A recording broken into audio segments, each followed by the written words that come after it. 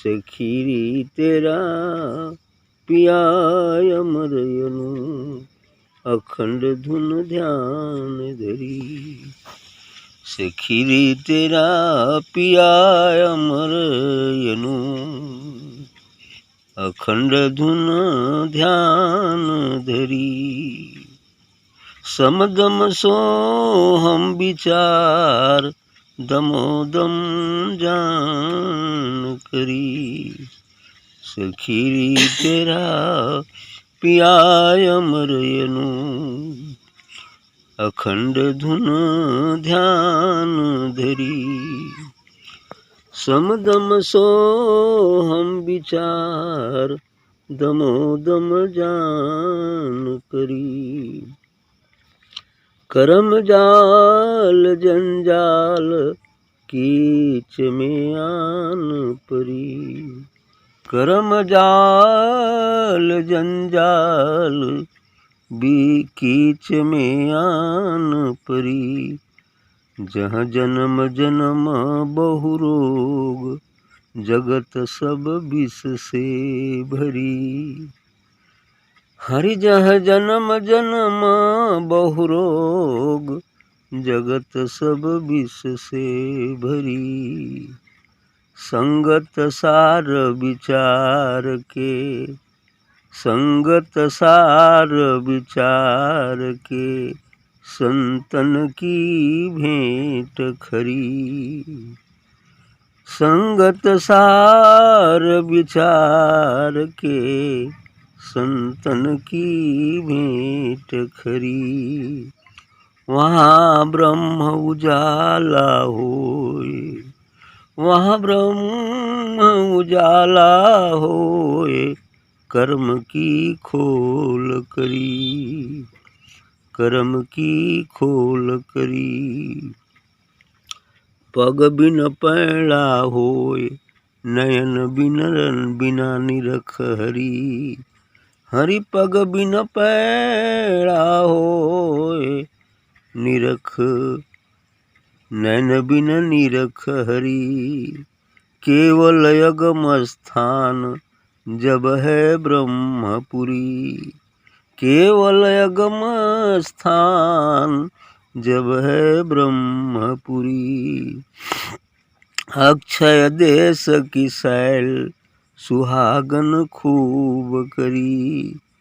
अक्षय देश की शैल सुहागन खूब करी।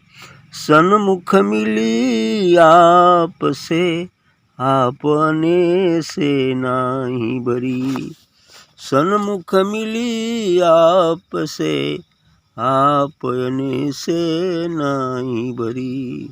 सतगुरु भेंटा सुख राम देश की मोहि गम परी। सतगुरु भेंटा सुख राम देश की मोहि गम परी। सो सत कहता ईश्वर राम नितो नित आप हरि। सो सत कहता ईश्वर राम नितो नित आप हरि। सखीरी तेरा पिया अमरयनु अखंड धुन ध्यान धरी। समदम सो हम विचार दमोदम जान करी। अच्छी बात है। सखीरी तेरा प्रीतम या पिया अमरनु। साधकों के लिए कहते कि तुम्हारा जो प्रीतम है वह बिल्कुल अमर है, अनूप है, उसकी कोई उपमा नहीं है। सभी उपमा उससे है, उसकी कोई उपमा नहीं है। इसलिए कहते हैं कि तुम्हारा जो प्रीतम है सद्गुरु है वह अमर है, अनूप है, अखंड धुन ध्यान धरी। उस अखंड धुनी उस अखंड ज्योति क्या का ध्यान धरो। क्योंकि धुन ओंकार क्यों कहते हैं और ज्योति वही आत्मा को कहते हैं जो दिव्य प्रकाश है। तो दो ही मार्ग हैं, शब्द मार्ग प्रकाश मार्ग। तो अखंड धुनी या अखंड ज्योति का ध्यान धरो। उस अखंड ज्योति का ध्यान धरो। समदम सोहम विचार। सम और दम सम दम तितिक्षा और उपराम, ये 4 चीज़ें होती हैं। सम दम का अर्थ है समता में आ जाना, समता में आ जाना। समम पश्यन् ही सर्वत्र मां विधीत कदाचन। सभी स्थितियों में समान भाव बरतो, सुख हो, दुख हो, लाभ हो, हानि हो, जीवन हो, मरण हो, यानी जो भी द्वैत है उसमें समभाव बरतो। समम पश्यन् ही सर्वत्र दुखानि च सुखानि च। सभी स्थितियों में समान भाव बरतो, सुख हो अथवा दुख हो, ये समता हो। दम अर्थात इंद्रिय विषयों का दमन, यानी इंद्रिय विषयों में हमारी कोई रुचि न हो, उनके अधीन हम न हो, वो हमारे अधीन हो, ये उचित बात है, इसको दम कहते हैं। इंद्रिय विषय अर्थात काम, क्रोध, लोभ, मोह, मद मत्सर, ये इंद्रिय विषय, अब इनके वशीभूत हो जाना ये संसारी जीव का काम है। इनको वश में कर लेना ये संतों के लक्षण होते हैं। बस इतना सा ही काम है, ये दमन हो गया। उसमें वो पाठ में था ना, पैशंस, मनोवेग, उनके बस में होते हैं। Character of A happy life पढ़े होंगे आप, है ना। तो वो चीज़ें यानी वो मन के अधीन नहीं होती, मन उनके अधीन होता है। ये चीज़ें होती हैं इस स्थिति में, इसको कहते हैं दम। और तितिक्षा का मतलब कि इस मार्ग में चलते हुए हमारे सामने चाहे जो भी कठिनाइयाँ आती हों, उनका जो है बिना कुछ शिकायत किए सद्गुरु व परमात्मा के और आराम से चलते हुए आगे निकल जाना, ये है तितिक्षा। अब यदि ऐसा करते हैं, चूँकि वो कठिनाइयाँ हमारे ही भलाई के लिए आती हैं, हमारे शुद्धिकरण के लिए आती हैं, हमारा जो लगाव, जो राग इस संसार से हो गया उसे हटाने के लिए आती है, कम करने के लिए आती है। इसी को तपस्या कहते हैं या तितिक्षा कहते हैं। इसके बाद चूँकि यही एक तपस्या है, हम तपस्या करने जंगल तो नहीं जाते हैं, लेकिन इस संसार में रहते हुए जो दुख सुख परेशानियाँ आती हैं उसको आराम से सद्गुरु का ध्यान करते हुए और हम उसको सहन कर लेते हैं, यही तो तपस्या है। इससे उपरामता आती है। जब तितिक्षा पूर्ण होती है तो उपरामता आ जाती है, सभी चीज़ें समझ में आ जाती हैं। इस तरह संसार से हम अलग होने लगते हैं, संसार में रहते हुए भी हम अलग होने लगते हैं, ये उपराम हो जाता है। जब उपराम हो जाता है तो पूर्ण श्रद्धा, विश्वास, अनन्य भक्ति सद्गुरु के प्रति हो जाती है। और जब सद्गुरु के प्रति आती है तो समर्पण घटित होता है, और जब समर्पण घटित होता है तब हम शून्य में पहुँचते हैं। और शून्य में पहुँचते हैं तो सोहम का दीदार हो जाता है। होम और सोहम का दीदार हो गया, यात्रा पूरी होगी। बस इतना से सो हम विचार, सो अहम, वही मैं हूँ, यह विचार आ जाए। भूत के अंदर ये विचार आए, मैं तो सागर ही हूँ, सागर कृपा करके उसे मिला ले, सागर हो गई। ये चीज़ है। तो सोहम विचार दमोदम जान करिए, एकदम दम दम पर भजते रहो सद्गुरु का नाम, वही श्वास श्वास पर बजो, वृथा श्वास ना जाए, ना जाने कि श्वास में आवागमन हो जाए। तो दम दम, जो दम दम जो हम सांस लेते हैं, बस सद्गुरु का ध्यान रहना चाहिए, ऐसा जान करिए। कर्म जाल जंजाल कीच में आन पड़ी। आगे इस संसार की बात करते हैं कि ये कर्म जाल, संसार का जो कर्म है ये कर्म जाल है, और इस कर्म के चक्कर में फंसकर हम कीचड़ में आके फंस गए हैं। ये अच्छा कर्म है, ये बुरा कर्म है, ये अच्छा है, ये बुरा है, इसी में तो फंसे हुए हैं, और दोनों कीचड़ है मिलाकर। तो इसलिए कह रहे हैं कि कर्म जाल जंजाल, ये कर्म का जो बंधन है एक जंजाल है, एक जाल है जिसमें हम फंसे हुए हैं। कांच में आन पड़ी, एक कीच में आन पड़ी, कीचड़ है ये संसार, और जिसमें हम आके गिर गए हैं, पड़ गए हैं। जह जन्म जन्म बहु रोग जगत सब विश्व से बरी। कह रहे हैं कि इस संसार में, इस जंजाल में, जन्म जन्म में बहुत सारे रोग, व्याधि, कठिनाइयाँ, विपत्तियाँ आती हैं।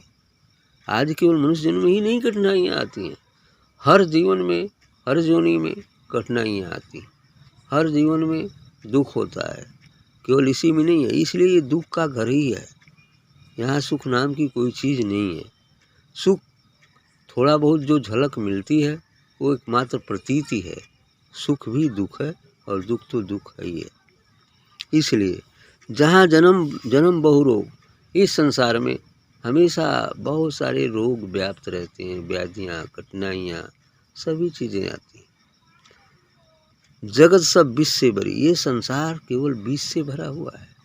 और इस विष के समुद्र में आकर कोई अमृत का पान करने की सोचे तो इम्पॉसिबल है।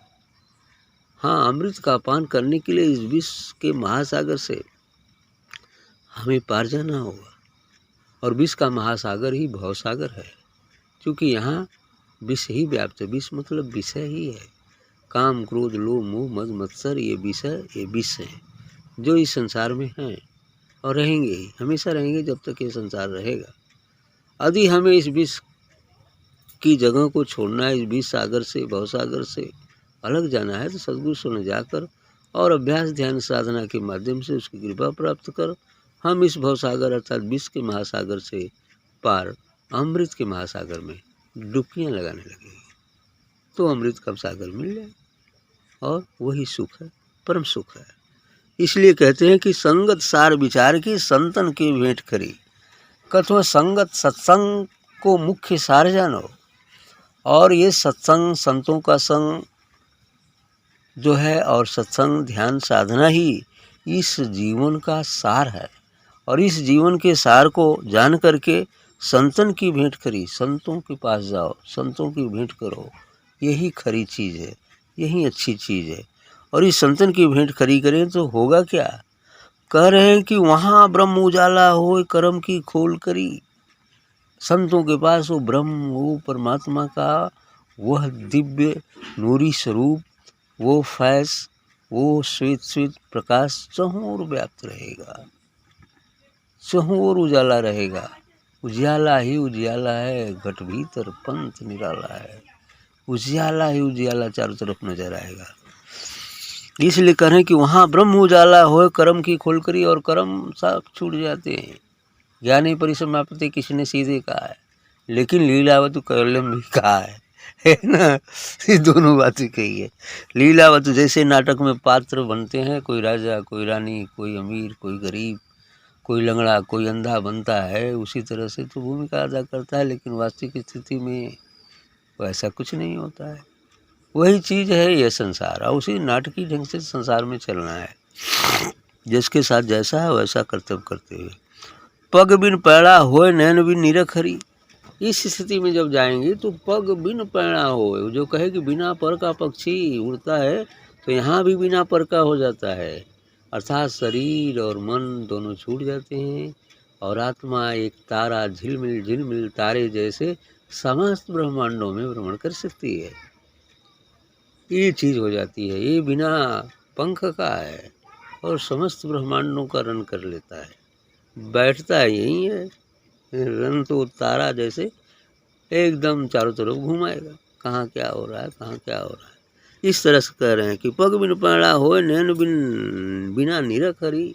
और इस आँख के बिना परमात्मा को देखो जो हर जगह विराजमान है, हरि है जो हर जगह है। तो उस हर जगह को अभी आँखों से नहीं देखा जा सकता, उसके लिए विवेक चक्षु की आवश्यकता है। उस विवेक चक्षु से आप देख सकते हैं कि परमात्मा कण कण में विराजमान है। हमारे आगे पीछे ऊपर नीचे सब जगह वो है, सब जड़ चेतन सभी वस्तुओं में है। इस बात को आप देख पाएंगे। आँख खुल जाएगी तो बिना पक्का चलेंगे और बिना आँख का देखेंगे, ये चीज़ हो जाती है। ये आँख तो संसार की वस्तुओं को देखने के लिए बनाई है, और जब वो आँख खुलती है तब उसको देखेंगे। हाँ, तो निरख हरि कहना केवल अगम स्थान जब है ब्रह्मपुरी। कहते हैं केवल जो अगम स्थान है, जो हमारा निज घर है, जहाँ जाया नहीं जा सकता और जाया भी जाता है, लेकिन शरीर से नहीं, उस झिलमिल करते हुए स्टार लाइक आत्मा के द्वारा, ठीक है, इस स्थिति में हम पहुँच सकते हैं। तो केवल अगम स्थान जब है ब्रह्मपुरी, वही ब्रह्मपुरी ही केवल स्थान है। वह ब्रह्मपुरी ही हमारा घर है। वो ब्रह्म, अभी ब्रह्म के आगे और आगे है पार ब्रह्म और परम ब्रह्म। तो परम ब्रह्म तक हमें पहुंचना है, लेकिन ब्रह्मपुरी हमारा निज घर है। अक्षय देश की सैल सुहागन खूब करी। अब ये अक्षय देश, अमर देश, सचखंड का सैल सुहागन, जो जीव और ब्रह्म मिल के एक हो गया है तो सुहागन हो गई है। अब ये सुहागन सैल करेगी, घूमेगी, मन चाहे जहाँ घूमेगी, अपने देश में, अपने लोक में, उस अमर लोक में। इसलिए कह रहे हैं कि अक्षय देश की सैल सुहागन खूब करी, खूब चौतरफा घूम लेता है, सभी ब्रह्मांडों में घूम लेता है। ऐसा इस तरह की सैल हो जाती है उस सुहागिन की। सुहागन तभी है जब जीव सागर में मिल जाता है। बूंद सागर में मिल गई, सुहागन हो गई। जीव ब्रह्म में मिल गया, सुहागन हो गया। यदि नहीं मिला तो दुहागन है। तो ये चीज़ें हैं। सुहागन खूब करी, सन्मुख मिली आपसे, आप अने से नाही बरी। और वो सन्मुख जाकर उस अपने सदगुरु परमात्मा प्रीतम से मिल जाते, और आप अने से नाही बरी। अब वो उससे अलग नहीं है, वो वहाँ मिल गई, बस उसमें समा गई। सदगुरु भेंटा सुखराम, देश की मोही गम परी। तब सुखराम जी का कहना है कि मुझे सदगुरु मिल गए, सदगुरु भेंटा सुखराम, सदगुरु से मिलन हुआ। तब जब सदगुरु से मिलन हुआ तो देश की मोही गम परी, तब हमारे देश का पता चला कि वास्तविक हमारा देश क्या है। उस समय हम अपने अमर देश को जान जाते हैं, पहचान जाते हैं, और ये जो काल का देश है, जो विदेश है, इसे भी जान जाते हैं। इस प्रकार हम इस विदेश से अपने देश में लौट जाते हैं। सो सत कहत ईसराम, नितो नित आप हरि। इसलिए यही सत्य ईसर राम जी कह रहे हैं कि यही सत्य है कि इन किन प्रकार किसी प्रकार भी अपने देश को लौट जाओ, ये प्रदेश को छोड़ दो। नितो नित आप हरि, तब आप नित्य हरि ही हैं, सागर ही हैं। जब जीव ब्रह्म में मिल गया तो ब्रह्म ही है, तब आप सागर हो जाते। ऐसे बूंद है, और बूंद काशी तो ही क्या हो सकता है, जहाँ पड़ेगी वहीं सूख जाएगी। लेकिन सागर में मिल गई तो सूखना नहीं। यही चीज़ है बस।